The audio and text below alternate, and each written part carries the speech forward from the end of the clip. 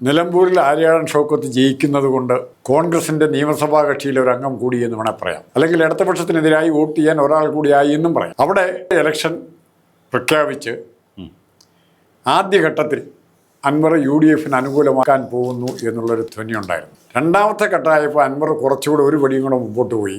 ഞാൻ പറയുന്ന ആളെ സ്ഥാനാർത്ഥിയായിട്ട് നിർത്തണം, അതാണ് ജയിക്കാൻ ഏറ്റവും നല്ലത്. മൂന്നാമത്തെ ഘട്ടത്തിൽ കോൺഗ്രസ് ആര്യാടൻ ഷൗക്കത്തിനെ പ്രഖ്യാപിച്ചു കഴിഞ്ഞപ്പോൾ അൻവർ പറഞ്ഞു, ആര്യാടൻ ഷൗക്കത്ത് തോക്കാനുള്ള സ്ഥാനാർത്ഥിയാണ്, അതുകൊണ്ട് ഞങ്ങൾ മത്സരിക്കും എന്ന് പറഞ്ഞ് മത്സരിക്കാൻ റെഡിയായിട്ട് വന്നത് അൻവർ തന്നെയാണ് താനും. അതെ, അത്രയും ഭാഗം കോൺഗ്രസ് നേതാക്കളുടെ ഭാഗത്ത് ശരിയാണ്. തങ്ങളുടെ പാർട്ടിയുടെ സ്ഥാനാർത്ഥിയെ നിശ്ചയിക്കാനുള്ള അവകാശം അൻവറോ ആർക്കാണേലും കൊടുക്കുന്നത് ശരിയല്ല. എനിക്ക് തോന്നുന്നു ഒരു പരിധിവരെ ഈ രണ്ട് മുന്നണികളും രണ്ട് പാർട്ടികളും പരാജയപ്പെട്ടൊരു തെരഞ്ഞെടുപ്പാണ് എന്ന് തോന്നുന്നു. അതായത് UDF ആര്യാടൻ ലെഗസിയൊക്കെ പറഞ്ഞ് വോട്ട് പിടിച്ച UDF അല്ലെങ്കിൽ കോൺഗ്രസിന് യഥാർത്ഥത്തിൽ കിട്ടിയ വോട്ടുകൾ അൻവർ പിടിച്ചതുകൊണ്ട് മാത്രമാണ് വിജയം സംഭവിച്ചത് എന്ന് തോന്നുന്നു. അതായത് കഴിഞ്ഞ തവണ VV പ്രകാശിന് കിട്ടിയ വോട്ട് പോലും ഇത്തവണ വർഷം 4 കഴിഞ്ഞിട്ട് അത് ആര്യാടൻ ഷൗക്കത്തിന് കിട്ടിയിട്ടില്ല. അതുമാത്രമല്ല, അതിശക്തമായ ഭരണവിരുദ്ധ വികാരം നിലനിൽക്കുന്ന ഒരു സമയത്ത് പോലും അതിനെ പിടിച്ചെടുക്കാൻ കോൺഗ്രസിനും UDF കഴിഞ്ഞിട്ടില്ല. അതുപോലെ തന്നെ അൻവർ പോയെങ്കിലും അൻവർ വോട്ടും കൊണ്ടേ പോകുന്നൊരവസ്ഥ, അതായത് CPM ആയിരുന്നില്ല വോട്ട് എന്നുള്ളത് തെളിയിക്കുന്നതാണ്. ഇതിലൊക്കെ ഇവർ രണ്ട് മുന്നണികളും രണ്ട് പാർട്ടികളും പരാജയപ്പെട്ടിരിക്കുന്നു. അപ്പോഴും അവിടെ അൻവർ ആണോ വിജയിച്ചത് എന്ന് പറയേണ്ടി വരും. അൻവർ വിജയിച്ചോ എന്നുള്ളതല്ല പ്രശ്നം. അൻവറിനെ മനസ്സിലാക്കുന്നതിൽ CPM സംസ്ഥാന കമ്മിറ്റി പറഞ്ഞ പോലെ അൻവറിന്റെ ശക്തിയെ മനസ്സിലാക്കുന്നതിൽ CPM മാത്രമല്ല കോൺഗ്രസ്സുകാരും പരാജയപ്പെട്ടു. കോൺഗ്രസ്സുകാർ പരാജയപ്പെട്ടു എന്ന് മാത്രമല്ല, ഞങ്ങളുടെ വിലയിരുത്തല ശരിയെന്ന് വീണ്ടും പറഞ്ഞുകൊണ്ടിരിക്കുക. ഞങ്ങളുടെ തീരുമാനങ്ങളും ഞങ്ങളുടെ നയങ്ങൾ നടപ്പാക്കിക്കൊണ്ടാണ് അൻവറും CPM തോറ്റുപോയതും കോൺഗ്രസ് ജയിച്ചതെന്നും പറയുന്നു. ഇത് ഒന്നുകൂടെ ആലോചിക്കുക. ഏതെങ്കിലും കാരണവശാൽ അൻവർ മാറാതെ അൻവറിന്റെ 20,000 വോട്ടിൽ 15,000 വോട്ടെങ്കിലും ഇടതുപക്ഷത്തിന്റെ കൂടെ വന്നിരുന്നെങ്കിൽ ആര് ജയിക്കുമായിരുന്നു? സ്വരാജ് ജയിക്കുമായിരുന്നു. ഏറ്റവും അനുകൂലമായ സാഹചര്യം ഉണ്ടായിട്ടും അങ്ങനെയായിരുന്നു സംഭവിക്കും. ഇവിടെ സംഭവിച്ചത് രമേശ് ചെന്നിത്തലയ്ക്കോ സതീശനോ പറ്റിയ തെറ്റുകളല്ല, സണ്ണി ജോസഫിന് പറ്റിയ തെറ്റുകളല്ല, മറിച്ച് നിലമ്പൂരിൻ്റെ അല്ലെങ്കിൽ കേരളത്തിൻ്റെ ഉരുത്തിരിഞ്ഞു വരുന്ന രാഷ്ട്രീയത്തെ മനസ്സിലാക്കുന്നതിൽ കോൺഗ്രസ് നേതൃത്വം പരാജയപ്പെട്ടിരിക്കുന്നു. തങ്ങൾ ഇപ്പോഴും കോൺഗ്രസ് നേതൃത്വമോ കോൺഗ്രസ് പാർട്ടിയോ കേരളത്തിൽ പോലും ഇപ്പോഴും ജനങ്ങൾക്ക് സ്വീകാര്യമായിട്ടില്ല എന്നുള്ള യാഥാർത്ഥ്യം അവർ തിരിച്ചറിയണം. ജനങ്ങൾക്ക് സ്വീകാര്യമായിരുന്നെങ്കിൽ ഉറപ്പായിട്ടും അൻവറിന് ഇത്ര വോട്ടും കിട്ടില്ലായിരുന്നു. കോൺഗ്രസിനേക്കാൾ 10-15. പ്രത്യേകിച്ച് ഒരു ഉപതെരഞ്ഞെടുപ്പിൽ യഥാർത്ഥ വസ്തുത ചർച്ച ചെയ്ത് ഇപ്പോൾ നടക്കുന്ന കാര്യങ്ങൾ മാത്രം ചർച്ച ചെയ്ത് അതിനെതിരെ ഒരു ഭരണവിരുദ്ധ തരംഗം ഒക്കെ ഉണ്ടാകേണ്ട, വികാരമൊക്കെ ഉണ്ടാകേണ്ട ഒരു സമയമായിരുന്നു. പക്ഷേ അത് ഒരു പരിധിവരെ ഉണ്ടായിരുന്നു. ആര്യാടൻ ഷൗക്കത്ത് ഒരുപക്ഷെ നിലമ്പൂരിൽ കോൺഗ്രസിന് പറ്റിയ സ്ഥാനാർത്ഥിയല്ല എന്ന് അൻവർ പറഞ്ഞു നടന്നതുപോലെ തന്നെ യാഥാർത്ഥ്യമുണ്ടെങ്കിൽ കിട്ടിയ വോട്ടുകൾ ഭരണവിരുദ്ധ വികാരത്തിൻ്റെതായിരിക്കാം. അല്ലെങ്കിൽ ആര്യാടൻ ഷൗക്കത്തിന് വോട്ട് പിടിച്ചു കൊടുക്കാൻ വേണ്ടി നടന്ന UDF നേതാക്കൾ എവിടെയോ പരാജയപ്പെട്ടു എന്ന് പറയേണ്ടി വരും. കാരണം വോട്ട് കിട്ടിയത് കുറവാണ്. വോട്ട് അൻവർ പിടിച്ചെടുത്തത് കൊണ്ടാണ് UDF വിജയം വന്നത്. ഇതൊക്കെ കൊണ്ട് അങ്ങനെയുള്ളൊരു അവസ്ഥയുണ്ട്. അതുമാത്രമല്ല, അൻവറും CPM തമ്മിൽ ഒരു അഡ്ജസ്റ്റ്മെന്റ് അല്ലെങ്കിൽ ഒരു ധാരണ ഉണ്ടായിരുന്നോ എന്നതും സംശയിക്കേണ്ടിയിരിക്കുന്നു. ഇനി എവിടെ നോക്കേണ്ടത്, ഇതിൽ കോൺഗ്രസിന്റെ ഭാഗത്ത് നിന്ന് വന്ന പ്രധാനപ്പെട്ട 2-3 തെറ്റുകളാണ്. ആര്യാടൻ ഷൗക്കത്തിനെ കുറിച്ച് ലീഗ് അണികളിലും കുറെ കോൺഗ്രസ് അണികളിലും അഭിപ്രായ വ്യത്യാസങ്ങൾ ഉണ്ടായിരുന്നു. അത് ആര്യാടന്റെ കാലം തൊട്ട് തുടങ്ങുന്ന വിരോധമാണ്. അപ്പോൾ അവിടെ ആ കുറവ് നികത്തിയത് മുസ്ലിം ലീഗും കുഞ്ഞാലിക്കുട്ടിയാണ്. അവിടെ നിന്ന് വർക്ക് ചെയ്തവർ. പക്ഷെ ഇവിടെ സതീശൻ അത് വീണ്ടും കോംപ്ലിക്കേഷൻ ആക്കുന്നുണ്ട്. ജമാഅത്തെ ഇസ്ലാമി ശരിയാണോ തെറ്റാണോ ഇപ്പം എല്ലാം എൻ്റെ അടുത്തെല്ലാം സത്യസന്ധമായിട്ട് പറഞ്ഞു അവർ നല്ല പാർട്ടിയായി എന്ന് സർട്ടിഫിക്കറ്റ് കൊടുക്കാനുള്ള അവകാശം സതീശൻ അതിന് അവകാശം തന്നെ ഉപയോഗിക്കാൻ പോയി. ആരെങ്കിലും ചോദിച്ചോ? സതീശൻ അതിനെപ്പറ്റി അഭിപ്രായം പറഞ്ഞില്ല. പിന്നെ ഗോവിന്ദൻ ഇപ്പുറം കാണിച്ചത് മലപ്പുറത്തെ വർഗീയതയെ കുറിച്ച് ഗോവിന്ദൻ പറഞ്ഞതും ജമാഅത്തെ ഇസ്ലാമിയെ കുറിച്ച് സതീശൻ പറഞ്ഞ ഏറെക്കുറെ തുല്യമായിരുന്നു. ഗോവിന്ദൻ അത് പറഞ്ഞില്ലായിരുന്നെങ്കിൽ എന്താകുമായിരുന്നു എന്നുള്ളത് ആലോചിക്കണം. അതെ, ഏതായാലും PV അൻവർ അദ്ദേഹത്തിന് വേണ്ടി മാത്രം കളിച്ചൊരു രാഷ്ട്രീയമാണ്. അതിനോടൊപ്പം തന്നെ ചില കാര്യങ്ങളിൽ പിണറായി വിജയനുമായിട്ടുണ്ടായ അഭിപ്രായ വ്യത്യാസം കൊണ്ട് പിണറായിസവും മരുമോനിസവും തകരണമെന്നും മാത്രമേ അൻവറിനുണ്ടായിട്ടുള്ളൂ. അതല്ലാതെ CPM തകരണമെന്ന് ഒരിക്കലും അൻവർ ആഗ്രഹിച്ചിരുന്നില്ല എന്നുള്ളതാണ് എൻ്റെ ഒരു അഭിപ്രായം. ഇനി പിണറായി വിജയനും അദ്ദേഹത്തിൻ്റെ മരുമകനും ഈ പാർട്ടിയുടെ നേതൃസ്ഥാനത്ത് നിന്ന് മാറിപ്പോയാൽ അൻവർ പഴയ CPM സ്നേഹിതനായി മാറാനുള്ള സാധ്യതയുമുണ്ട്. ഏതായാലും അൻവർ കളിച്ച രാഷ്ട്രീയം കൊണ്ട് കോൺഗ്രസിന് ഗുണം കിട്ടിയിട്ടുണ്ടെങ്കിലും അൻവറിനെ കൂടെ കൂട്ടാതിരുന്നതും നല്ല കാര്യം എന്നാണ് തോന്നുന്നത്. അല്ല, കോൺഗ്രസിൻ്റെ അടിസ്ഥാനപരമായ തകരാറ് ഇപ്പോൾ പറഞ്ഞാൽ, അഖിലേന്ത്യാ തലത്തിൽ തന്നെ പറഞ്ഞാൽ, ഒന്നാലോചിച്ച് നോക്കുക. കോൺഗ്രസിന് ബദലായിട്ട് കോൺഗ്രസ് ഭരിച്ചിരിക്കുന്ന സംസ്ഥാനങ്ങളിൽ, അല്ലെ BJP ഭരിക്കുന്ന സംസ്ഥാനങ്ങളിൽ കോൺഗ്രസ് അല്ലാതെ മറ്റൊരു പ്രാദേശിക പാർട്ടി വളർന്നു വന്നാൽ ജനങ്ങൾ വോട്ട് ചെയ്യാൻ പ്രിഫർ ചെയ്യുന്ന ആ പാർട്ടിയാണ്. ഇവിടെ അൻവറിന് 20,000 വോട്ട് കിട്ടിയുള്ളൂ. ബംഗാളിലെ തൃണമൂലിനെ അവർ പ്രിഫർ ചെയ്ത്, ഡൽഹിയിൽ AA പ്രിഫർ ചെയ്ത്. എന്തുകൊണ്ടാണ് അങ്ങനെ വരുന്നത്? പ്രാദേശിക കോൺഗ്രസ് നേതാക്കൾ ജനങ്ങളിൽ നിന്ന് അകലുന്ന കണ്ടു കഴിഞ്ഞാൽ സ്വാഭാവികമായിട്ട് ഇപ്പോൾ CPM വോട്ട് ചെയ്യാൻ താല്പര്യമില്ലാത്തവർ അൻവറിനെ പോലുള്ളവർ ഉണ്ടാക്കുന്ന ഇതുപോലെ കുറച്ചുകൂടെ ശക്തമായ പാർട്ടി ഉണ്ടാക്കുവാണെങ്കിൽ അങ്ങോട്ട് പോകും. ആരെയും കുറ്റം പറഞ്ഞിട്ട് കാര്യമില്ല. കൊള്ളാവുന്ന കോൺഗ്രസ്സുകാരെ എങ്ങനെ പുറത്താക്കാവുന്ന ഗവേഷണം നടത്തുകയാണ്. ശരിക്കും എല്ലാ തെരഞ്ഞെടുപ്പിലും പുറത്തെടുക്കാറുള്ള വലിയ തന്ത്രങ്ങളൊന്നും ഇത്തവണ LDF മുഖ്യമന്ത്രി പിണറായി വിജയനും സംഘടനാ സംവിധാനവും പുറത്തെടുത്തിട്ടില്ല എന്നുള്ളതൊരു യാഥാർത്ഥ്യമായി തോന്നുന്നു. കാരണം അൻവറിനെതിരെ അതിശക്തമായ ഒരു അഗ്രസീവായിട്ടുള്ള ഒരു ആക്രമണം അദ്ദേഹത്തോട് ഉണ്ടായിട്ടില്ല. അൻവറിനെ ചെറുതായി കണ്ടതാണോ, അല്ലെങ്കിൽ അൻവറിനെ ആക്രമിക്കാൻ കൂടുതൽ പോയാൽ അത് തങ്ങൾക്ക് തന്നെ പരിക്കുണ്ടാകും എന്ന് തോന്നിയത് കൊണ്ടാണോ അറിയില്ല, അൻവറിനെ അവർ മുട്ടിയതേയില്ല.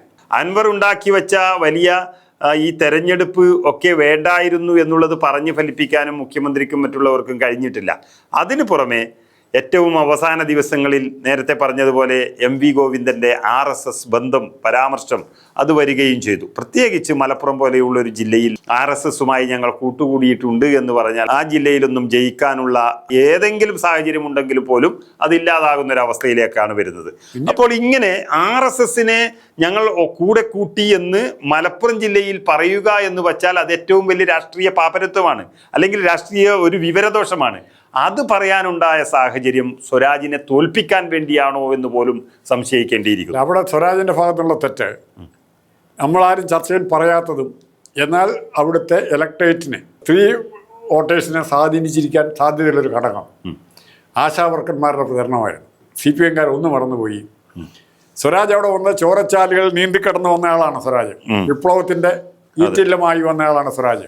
പക്ഷെ ആ ചോരച്ചാലുകൾ ഇവിടുത്തെ ആശാവർക്കന്മാരുടെ കണ്ണീരിൽ ഒഴുകിപ്പോയി, വറ്റിപ്പോയി. സ്വരാജിനോട് അടിയറവ് പറയേണ്ടി വന്നു. ആശാവർക്കന്മാരുടെ കോൺട്രിബ്യൂഷൻ ഈ പ്രചരണത്തിന്റെ ടെമ്പോയെ കൊണ്ടുപോകാൻ പറ്റി.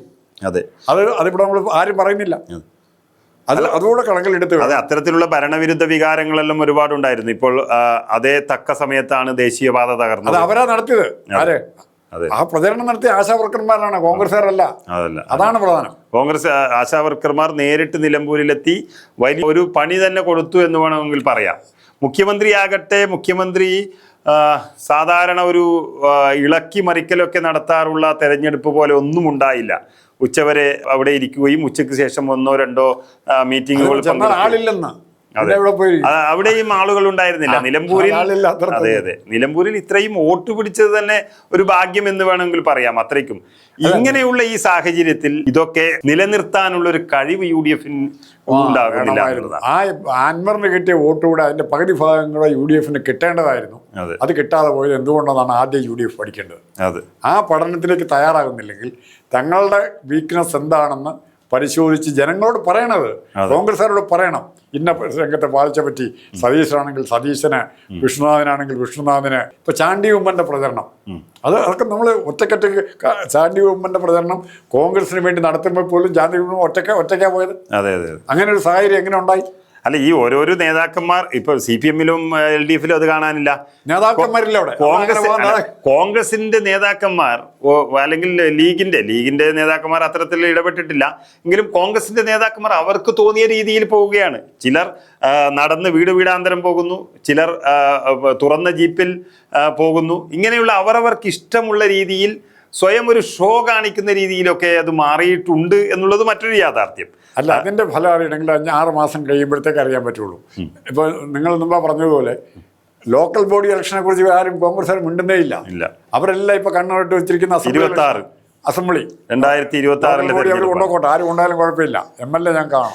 പക്ഷെ അടിത്തറ UDF ശക്തിപ്പെടുത്തിയിട്ടില്ല ഇതുവരെ. ഇപ്പൊ നേരത്തെ സണ്ണി ജോസഫ് സൂചിപ്പിച്ച പോലെ നമ്മൾ രമേശ് ചെന്നിത്തലയുടെ കാര്യം പറഞ്ഞപ്പോൾ പറഞ്ഞൊരു കാര്യം, കെ എസ് സുധാകരനും സതീശനും നല്ല ബന്ധങ്ങളുണ്ടായിരുന്നപ്പം അതെ ബൂത്ത് ലെവൽ കമ്മിറ്റി ഉണ്ടാക്കണം, ഇപ്പോൾ ഉണ്ടാക്കേണ്ട ഇലക്ഷൻ വരാൻ പോകാന്ന് പറഞ്ഞാൽ മാറ്റി വെപ്പിച്ചതിൽ നമ്പർ 1 രമേശാണ്.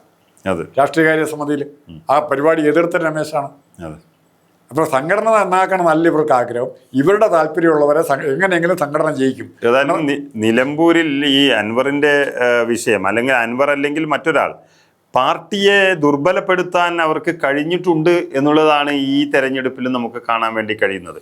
അതിൽ ഒരുപാട് വോട്ട് പിടിച്ചിട്ടുണ്ട്. അതുമല്ലാതെ അൻവറിൻ്റെ വാക്കുകൾ കൊണ്ട് ഡാമേജ് സംഭവിച്ചിട്ടുണ്ട്. അതിൻ്റെ ഇടയിലൊക്കെ എങ്ങനെയൊക്കെ കടന്നു കയറി MLA ആയി ഒരാൾ. താങ്കളെ എന്ത് പറഞ്ഞാലും ഇപ്പം അൻവറിൻ്റെ കപ്പാസിറ്റിയുടെ പകുതി പോലും ഇവിടെ പ്രയോഗിച്ചിട്ടില്ല. അതെ നേരത്തെ തന്നെ ഒരു മാസം മുമ്പ് തന്നെ തൃണമൂൽ കൺവെൻഷൻ വിളിക്കുകയും മമതാ ബാനർജിയെ പോലുള്ള നേതാവ് അവിടെ പ്രസംഗിക്കാൻ വരികയും ചെയ്യും. കോൺഗ്രസ് പശ്ചാത്തലമുള്ള മമതാ ബാനർജി പശ്ചാത്തലം മാത്രമല്ല, കോൺഗ്രസ് മമതാ ബാനർജിക്ക് മുഖ്യമന്ത്രി ആയതിനൊക്കെ ശേഷം ഈ വല്ലാതെ മതന്യൂനപക്ഷങ്ങളുടെ ഭയങ്കര പിന്തുണയാണ് ലഭിച്ചുകൊണ്ടിരിക്കുന്നത്. ഏറ്റവും കൂടുതൽ ബഹുമാനിക്കുന്ന നമുക്കറിയാം 30% വരുന്ന മുസ്ലിങ്ങളാണ് ബംഗാളിൽ മമതയെ കൂടുതലും ജയിപ്പിച്ചുകൊണ്ടിരിക്കുന്നത്. ഇവിടെയും അവർക്ക് അത്യാവശ്യം അത് തന്നെ ഇവിടെയും വന്നിട്ടുണ്ടെങ്കിൽ ഒരു പക്ഷേ UDFന്റെ വോട്ട് ബാങ്കാണ് നഷ്ടപ്പെടുന്നത്.